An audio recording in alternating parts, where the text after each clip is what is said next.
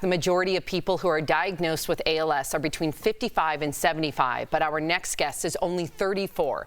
Before we meet Brooke Eby, let's take a look at her story. My life before my symptoms started was sort of picture perfect. Then once I turned like 28, 29, I started having some confusing health issues that sort of made me pivot my entire life.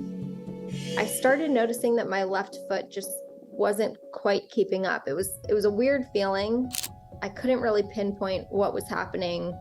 And that kind of kicked off a 4-year diagnosis process of going to tons of different types of doctors, having every kind of test you could imagine. Finally, I was transferred to neurology, where they ran a test called an EMG, and they could see clearly that my left foot had nerve issues. 4 years into it, I started feeling some weakness in my right foot too, and some trouble with my balance. So I got another EMG, and it officially showed denervation in both my left and my right foot, which allowed them to give a definitive ALS diagnosis. It's a pretty hopeless diagnosis to be given because they tell you 2 to 5 years, here's a medication you can take that might extend your life for a few months, although you'll never be able to tell if it's working because you'll continue to get worse no matter what. Wow, we are all speechless over here. There is no cure for ALS. It's a terminal disease.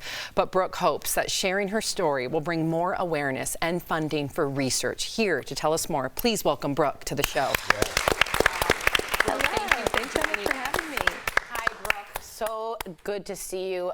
You were just 33 years old when you were diagnosed. And if you could take us back to when they definitively, because it's kind of hard to get there, what happened when you found out, yes, this is ALS? Yes, it is very hard to give a diagnosis. They have to exclude every other alternative. So I just remember we were going down the list and almost crossing off every other option. I was like, please let it be something else.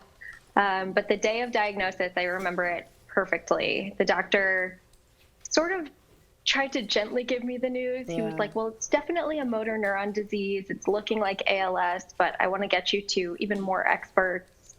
And at that point, I knew. I mean, I had progressively gotten worse for 4 years. So I pretty much called my family. I was sobbing. I went home. I crawled into bed with like a party-sized bag of M&Ms. And the next month, probably maybe 2 months, were just pure survival and shock. I was trying to distract myself any way I could. I mean, reading as many books as I could, eating as much chocolate as I could, and just surviving. Yeah, wow. Brooke, I always find it fascinating with, array of people on this show when they're in a particular situation, how their mind becomes positive, and somehow you're smiling while we are showing your story. Yeah. I think that's such a beautiful thing, and I think people need to look at that more because they focus on everything that's bad in their life, and really nothing's bad. But you are in a better state of mind now. What was that moment when things shifted in your mind? There was a definite catalyst moment, and it was because I had to be a bridesmaid. I got to be. I shouldn't say had to be, my poor friend. I was a bridesmaid in my friend's wedding. And it was like 2 months after I was diagnosed. And I remember being like, I don't think I can do it. Like, I don't know that I'm going to be able to be happy and in front of all these people. And you can't hide as a bridesmaid. You can't like go behind, a group. So I was walking in and I told my friend, like, I don't know if I can do this. Like, I'm coming in with a walker to see all of these people I haven't seen since college. And my friend was like, yeah, it could be really embarrassing. Like, or we could get a really good story out of it and we could just make it fun and try our best. And like an hour later, as you saw, I had the bride limboing under my walker. I was giving people walker rides all over the dance floor. and after that, I was like, okay, I think I can manage the sadness of all of this and try to just make it more of a purpose, more of a good part of my life. Jeez, good Lord. I love everything about that. The visuals are everything. I mean, just memories for a lifetime. But Brooke, what has been the most challenging part of being diagnosed with ALS? ALS is a very hopeless diagnosis. I mean, like I said, you get diagnosed and they tell you have 2 to 5 years. And like, I was 33 at the time. I had my whole life ahead of me.